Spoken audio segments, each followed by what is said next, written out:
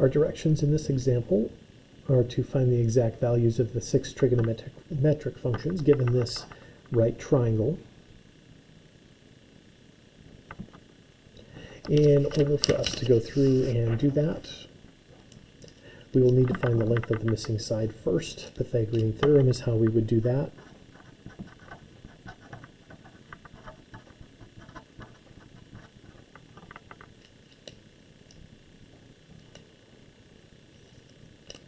In this right triangle we have here, I would want to think about what side lengths A and B and C are. Remember C, that is the length of the hypotenuse. So C is here, and the two legs are A and B, and again, it doesn't matter which one is which. As long as you get the hypotenuse labeled correctly, then you should be in good shape.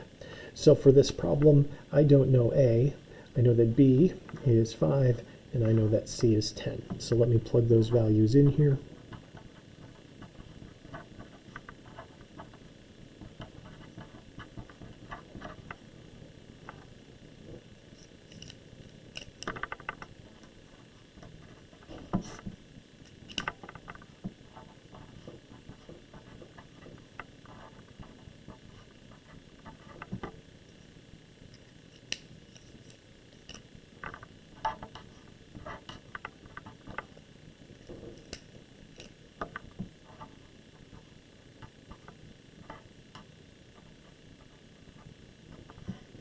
So we end up with A is equal to plus or minus the square root of 75. If you get a square root here for one of your side lengths, you will want to simplify that as much as you can.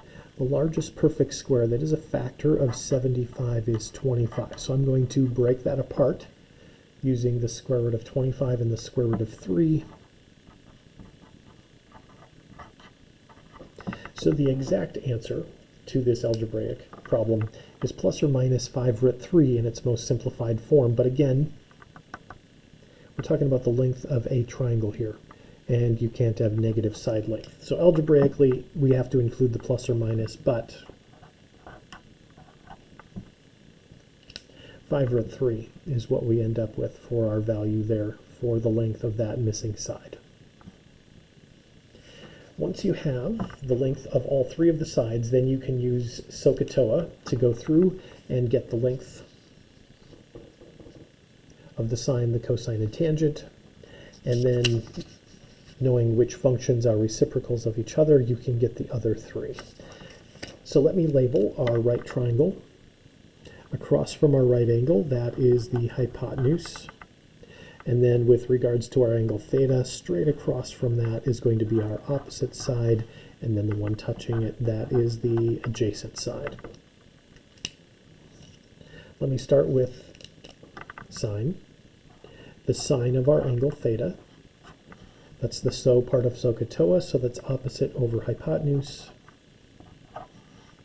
We should reduce these fractions as much as possible. So 1/2 would be our best answer there.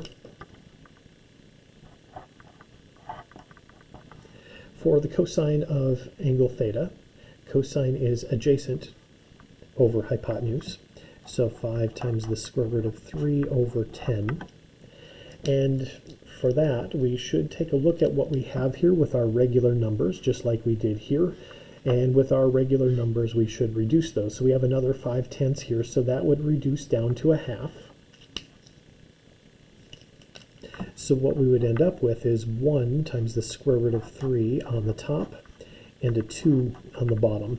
But 1 times the square root of 3 is just the square root of 3. So square root of 3 over 2 is our best answer for cosine. Tangent is opposite over adjacent. So 5 divided by 5 root 3. Again, just like we did in the previous 2 problems, we want to go through and look at the regular numbers that are here and reduce them down. And we have a 5 over 5, so those would cancel, giving us a 1 in each place, which would give me a 1 on the top and then 1 root 3 on the bottom, which is the square root of 3. 1 over the square root of 3 is the exact answer for tangent, but it's not in a very good form. We should not leave our answer with a square root in the bottom of that fraction. So I'm going to rationalize that by multiplying the top and the bottom of that fraction by the square root of 3. 1 times the square root of 3 is the square root of 3, and the square root of 3 times the square root of 3 that would give me a square root of 9, or just plain old number 3. From there, I want to do the reciprocal of sine to give us the cosecant.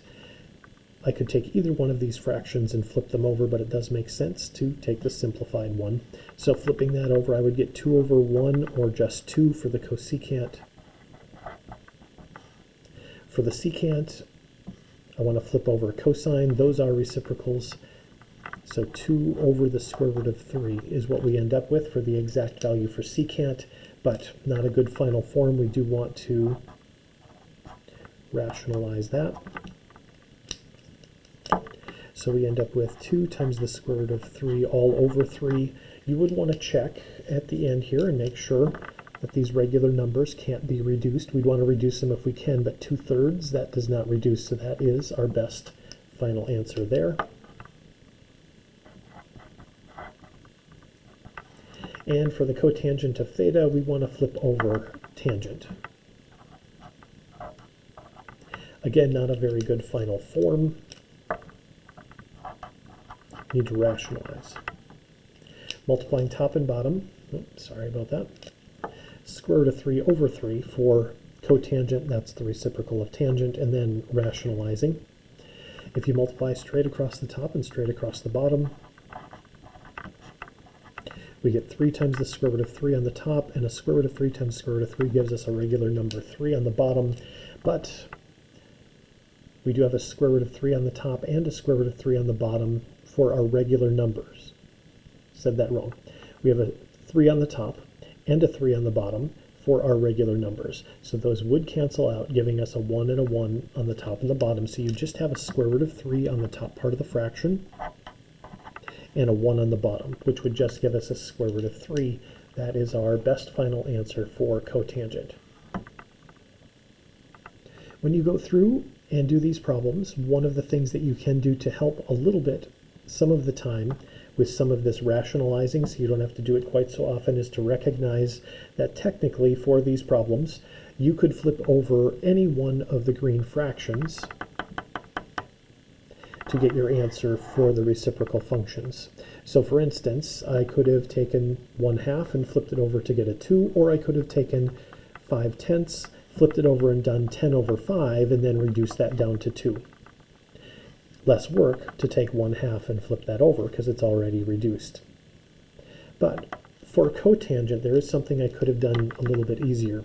If you look at any one of the green fractions that are up here, they are all the exact same number.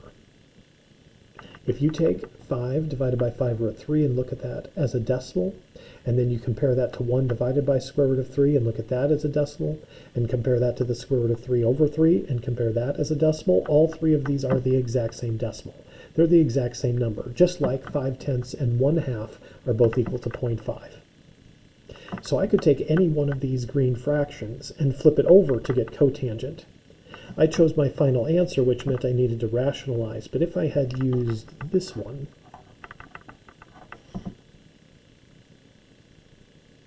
if I flip that over, I would get square root of 3 over 1, which is just the square root of 3, and then I would not need to rationalize. So on each one of these, you should go through and simplify these fractions as much as you can. Sometimes that does involve rationalizing. If you do have a problem where you do have to rationalize some of these fractions, not a problem taking the final answer and flipping it over and rationalizing every time, but sometimes you can save yourself a little work by showing your work in these previous steps and then flipping over one of the equivalent fractions instead of your final answer.